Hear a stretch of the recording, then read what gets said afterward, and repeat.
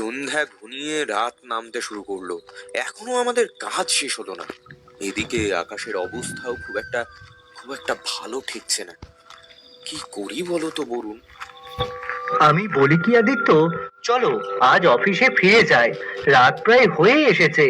এর মধ্যে আবার ওই বাড়িগুলোতে টাকা ওঠানোর জন্য গেলে বাস মিস করব। না, সে তুমি ঠিকই বলেছো, তবে বসকে তো চেনোই, এভাবে তিনখানা বাড়ি ছেড়ে গেলে ভীষণ রাগারাগি করবে। নিজেদের মধ্যেই কথাগুলো বলতে বলতে হাঁটছিল আদিত্য আর বরুণ। তাদের কথার মাঝেই হঠাৎ করে বেজে উঠলো আদিত্যের ফোনটা। আদিত্য তড়িঘড়ি করে পকেট থেকে ফোনটা বের করে স্ক্রিনের দিকে তাকাতেই উদ্বিগ্ন স্বরে বলল, এই রে, ওই দেখো, নাম নিতে নিতে দেখি বস ফোন করছে। আবার কোন কাজের হুকুম করে কে জানে বাবা। সবগুলো বাড়ি থেকে কালেকশন করে তবে অফিসে ফিরবে, এটা ছাড়া আর কি বলবে? Hello sir. স্যার, আমরা এখনো গ্রামের দিকেই আছি, আরো 3টে বাড়ির কালেকশন বাকি আছে, কিন্তু বৃষ্টির কারণে সেদিকে যাওয়া সম্ভব হচ্ছে না। ভাবছিলাম যে আজকে অফিসে ফিরে যাই আর কি। ইয়ে মানে স্যার, আসলে আবহাওয়াটা খুব খারাপ হয়ে গেছে, তারপর অনেকটা সময়ও পেরিয়ে গেছে, তাই আর কি। কিন্তু স্যার, বেশি রাত হলে তো বাসও হয়তো আর পাবো না।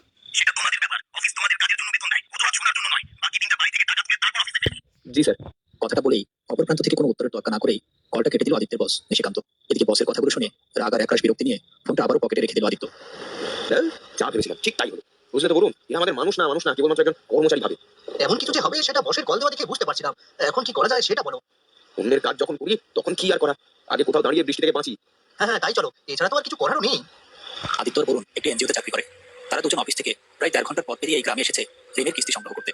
সারাদিন কাজ করার পরও 3টে বাড়ি কালেকশন করা বাকি রয়ে গেছে তাদের, যেগুলো সম্পন্ন না করা পর্যন্ত কিছুতে ফিরে যেতে পারছে না তারা। তার উপর কঠিন বাধা হয়ে দাঁড়িয়েছে বজ্রপাতের বৃষ্টি। বলতে বলতে কুড়ি কুড়ি বৃষ্টি আর হালকা বাতাস বইতে শুরু করলো চারপাশে।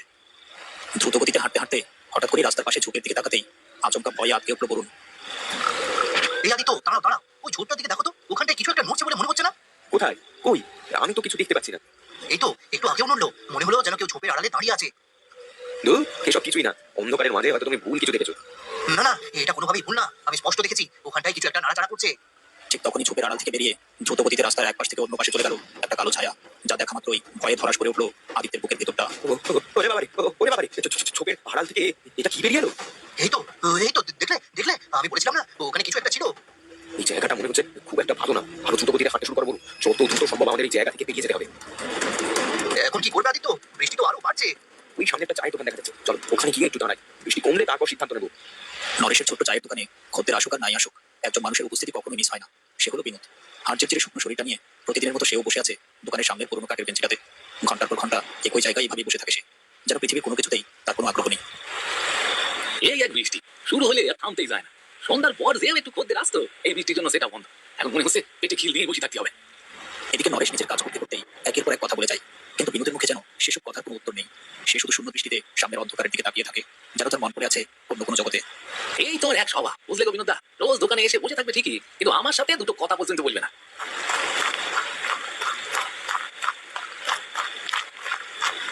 উহ, একটু হলে পুরোপুরি ভিজে যেতাম। যা বৃষ্টি নেমেছে মনে হচ্ছে আজ আর সহজে থামবে না। শোনো বলুন, বস চাওয়ালা বলুক, আজ কিন্তু আর কালেকশন করতে যাবো না। বৃষ্টি কিছুটা কমলেই আমরা অফিসে চলে যাবো, বুঝলে? হ্যাঁ একদম একদম, এটাই করবো এটাই।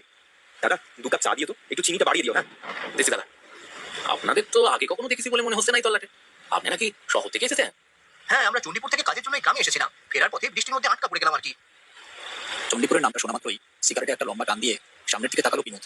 তারপর বলল, চণ্ডীপুর? সে তো অনেকটা দূর। এই রাতের বেলা তোমরা এতটা দূরে যাবে কি করে? জানি না কিভাবে যাবো, কিন্তু যেতে তো হবেই। আর শুনেছি এই জঙ্গলের পথটা দিয়ে গেলে নাকি দ্রুত পৌঁছে যাওয়া সম্ভব। ভাবছি আমরা এদিকটা দিয়ে যাবো। কিন্তু এই দিক দিয়ে যাওয়াটা তোমাদের জন্য ঠিক হবে না। এই দিকের পথটা খুব একটা সুবিধের না। বিনোদের কথাগুলো শুনেই কেমন যেন খচখচ করতে লাগলো আদিত্য আর বরুণের মনের মধ্যে। লোকটাকে কেমন যেন অদ্ভুত লাগছে না? শুধু কি লোকটাকে অদ্ভুত লাগছে, তার সাথে যে কথাগুলো কেমন অদ্ভুত দেখে না।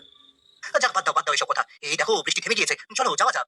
দাদাবাবু, আপনারা চা না খেয়েই চলে যাচ্ছেন যে? আসলে দাদা, আপনি তো বুঝতেই পারছেন যে আমাদের অনেকটা পথ যেতে হবে, এদিকে বৃষ্টি পড়াও থেমে গিয়েছে। আপনি চাইলে আমরা চায়ের দামটা দিয়ে দিতে পারি এখনই। না দাদাবাবু, তারা দরকার পড়বে না, আপনারা আসুন।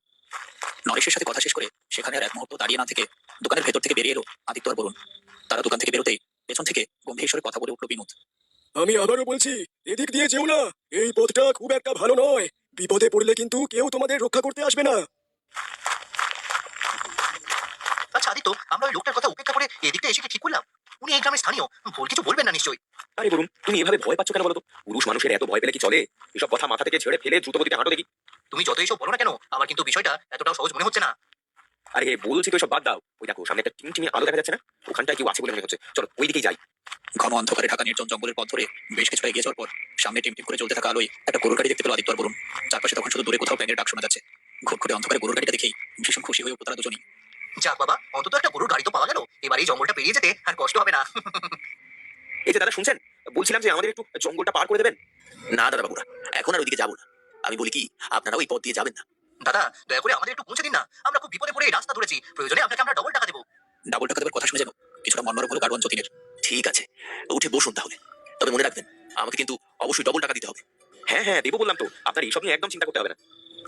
গরুর গাড়ি উঠে বসতেই যেন কিছুটা স্বস্তি পেল আদিত্য আর বরুণ।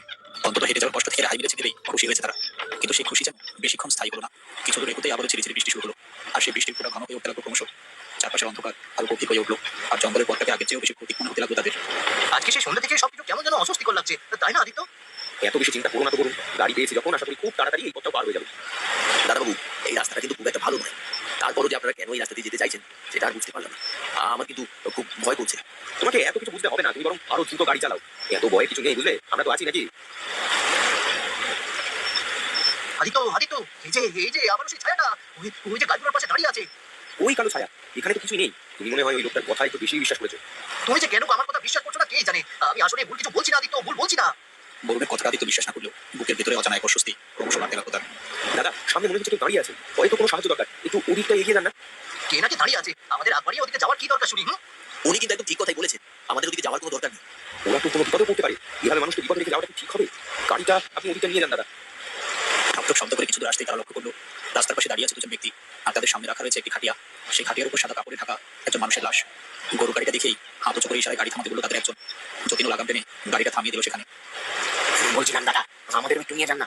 খানিক আগে বজ্রপাতে আমাদের বাইকটা মারা গিয়েছে, আর এই ঝড়ের মাঝে তার লাশটা নিয়ে ভীষণ বিপদে পড়েছি দাদা। না না, লাশ না বাবা, এই সময়ে লাশের সাথে আমি কিছুতেই যেতে পারবো না।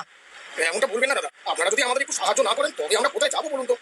আমরা তো এই গাড়িতে আগে উঠেছি, আর এখানে জায়গাও তেমন হবে না। আপনারা বরং অন্য বাড়িতে আসুন। লাশ বলে কথা বলছেন দাদা?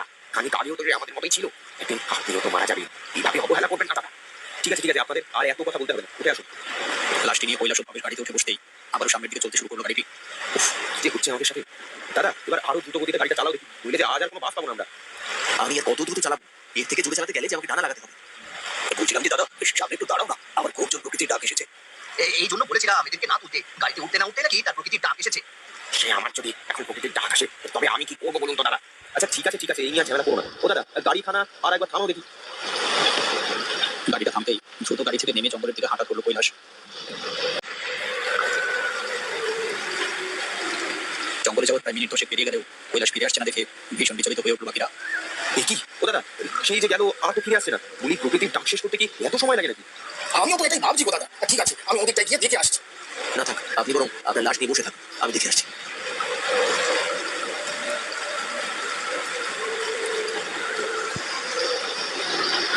কি এই গাড়োয়ান দাদাও তো দেখছি ওদিকটা কি উদা হয়ে গেল। এতটা সময় হয়ে গেল, তাদের কেউ তো আর আসছে না দেখি। আমিও সেটাই ভাবছি, এটা কি হলো কিছু তো বুঝতে পারছি না।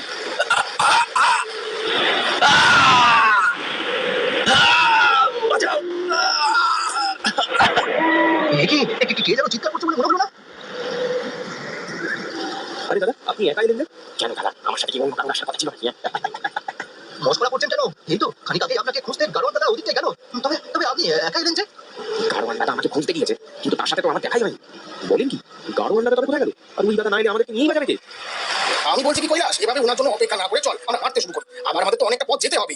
হ্যাঁ একদম ঠিক বলেছিস, তাই চল। এরপর আর এক মুহূর্ত সেখানে দাঁড়িয়ে না থেকে ভবেশের কথা মতো লাশের খাটিয়াটা আবারও কাছে নিয়ে সামনের দিকে হাঁটতে শুরু করলো ভবেশ ও কৈলাস। আর গাড়ির সামনে অসহায় মুখে দাঁড়িয়ে রইলো আদিত্য আর বরুণ। ওরা তো তবুও হেঁটে চলে গেল। এখন আমরা কি করবো বলো তো আদিত্য? আমরা তো এইদিকে পথঘাটটাও কিছু চিনি না। আমি বলি কি বলুন, অযথা এখানে দাঁড়িয়ে না থেকে চলো ওদের পিছু করতে শুরু করি আমরা। হ্যাঁ তাই চলো তাই চলো। আর কোনো উপায়ন্তর না দেখে কৈলাস আর ভবেশের পেছন পেছন হাঁটতে শুরু করলো আদিত্য আর বরুণ। চারপাশে তখন ঘুটঘুটে অন্ধকার, বৃষ্টিটাও আবার ঝিরিঝিরি করে পড়তে শুরু করেছে। ভেজা মাটির উপর পা ফেলতে ফেলতে তারা এগিয়ে চলেছে জঙ্গলের ভেতরে রাস্তা ধরে। কিন্তু যতই সামনে এগোচ্ছে ততই যেন বুকের ভেতরে অজানা এক আতঙ্ক চেপে বসছে তাদের। আমার কেন জানি কিছু ভালো লাগছে না আদিত্য। বারবারই মনে হচ্ছে সামনে আমাদের জন্য আরো বড় কোনো বিপদ আসতে চলেছে। আমার কিছু ভালো লাগছে না, কিন্তু এখন আর পেছনে ফিরে গিয়ে তো কোনো লাভ নেই, সামনের দিকে এগোতে হবে। আদিত্য দাঁড়াও দাঁড়াও, এই দেখো এখানে কি একটা যেন পড়ে আছে। হায় ভগবান, এটা এটা তো গাড়োয়ান দাদা। হ্যাঁ তাই তো, কিন্তু তার আর এমন অবস্থা হলো কি করে? একটু আগে তো লোকটা ওই জঙ্গলের ভেতরে গেল। না না না, এটা কিছুতেই হতে পারে না, কিছুতেই না। তোমরা এখন আর এখানে দাঁড়িয়ে থেকো না, আসো আমাদের সাথে আসো। যতীনের রক্তাক্ত দেহটা দেখার পর যেন তাদের শরীরের প্রতিটা রন্ধ্রে রন্ধ্রে ঢুকে পড়েছে ভয়। মাথার ভিতরে হাজারটা প্রশ্ন ঘুরপাক খেলেও উত্তর খোঁজার আর সাহস ছিল না তাদের। তাই আর কোনো কথা না বলে কৈলাসের খবিসের পেছন পেছন হাঁটতে শুরু করলো আদিত্য আর বরুণ। আদিত্য, আমার কিন্তু সত্যি সত্যি কিছু ভালো লাগছে না। এসব না ভেবে চুপ করে হাঁটো তো, এখান থেকে আগে বের হই, তারপর যাবে দেখা যাবে। আদিত্য, কিছু শুনলে? কেমন একটা ভয়ঙ্কর শব্দ হচ্ছে না? হ্যাঁ, কিন্তু এটা কোথা থেকে আসছে বলো তো? আদিত্য, ওই দেখো লাশটা কিভাবে নড়ে উঠলো। আমার মনে হচ্ছে শব্দটা ওই লাশ থেকে আসছে। আমারও সেটাই মনে হচ্ছে বলুন, যদি তাই হয় তবে এটা কিন্তু কোনো স্বাভাবিক ব্যাপার না। ভয়ে বরুণ আর আদিত্যের বুকের ভেতরে ধুকপুকানি আরো বেড়ে গেল। আর তখনই সেই সাদা কাপড়ের নিচে থাকা দেহটা ধীরে ধীরে নড়ে চড়ে খাটিয়ার উপরে উঠে বসে ভয়ঙ্করভাবে হাসতে শুরু করলো।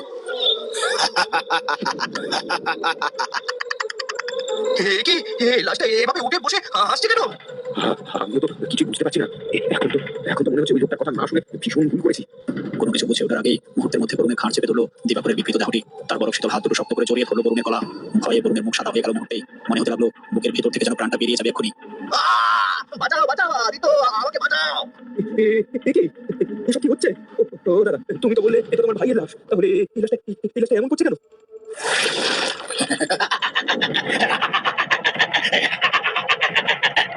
তাদের হাসির শব্দ শুনে আদিত্যের বুকের রক্ত যেন হিম পেয়ে গেল। কারণ সেই হাসি কোনো মানুষের হাসি নয়, যেন পুরো অশুভ অস্তিত্বের বিকট উল্লাস। তোমরা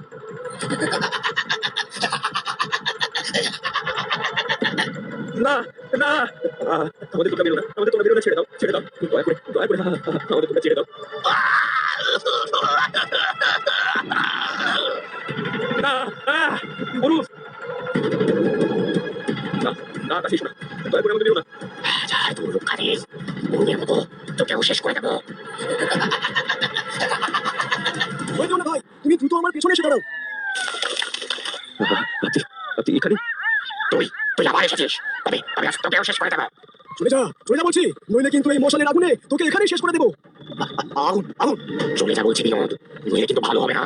যতদিন আমি বেঁচে আছি তোদেরকে কোনো নিরীহ মানুষের ক্ষতি করতে দেবো না। বারবার নিষেধ করার পরও যখন কোনো কথা শুনছিল না বিনোদ, ঠিক তখনই ক্ষিপ্ত হয়ে একসাথে বিনোদ ও আদিত্যের উপর ঝাঁপিয়ে পড়লো আত্মাগুলো। ছেড়ে দাও, ছেড়ে দাও, ছেড়ে দাও আমাকে।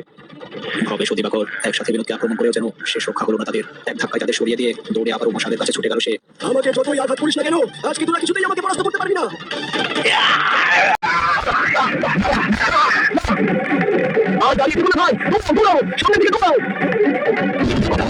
সেখানে দাঁড়িয়ে না থেকে প্রাণপণ চেষ্টা করে সামনের দিকে দৌড়তে শুরু করলো আদিত্য। তার পেছন পেছন ছুটতে লাগলো বিনোদ। আর তাদের পেছন থেকে ভেসে আসতে লাগলো সে আত্মাগুলো ভয়ঙ্কর চিৎকার। সেই চিৎকারকে উপেক্ষা করে দৌড়তে দৌড়তে জঙ্গলের বাইরে চলে গেল তারা দুজন। দর্শক, আজকের মতো শেষ হতে পারে অ্যানিমেশনের পরিবেশনা। গল্পটি কেমন লাগলো অবশ্যই জানিও। গত ভিডিওতে কমেন্ট করেছিলে আসাম থেকে রণজিৎ, ঢাকা থেকে কানিমত্তর, হুগলি থেকে রাজ, পাবনা থেকে রাজীব, সিরাজগঞ্জ থেকে অলিউল্লাহ, কলকাতা থেকে অনিকেত ঘোষ, ফরিদপুর থেকে বাহারুল বিশ্বাস, মুর্শিদাবাদ থেকে রমজান শেখ। সবকিছুর জন্য অসংখ্য ধন্যবাদ তোমাদেরকে। আর ক্ষমা চেয়ে নিচ্ছি তোমাদের সবার কমেন্ট করতে না পারার জন্য। এবার গল্পের জন্য কেউ থেকে দেখছো কমেন্ট করে জানিও। আগামী ভিডিওতে তোমাদের নাম ভিডিও শেষে উল্লেখ করা হবে।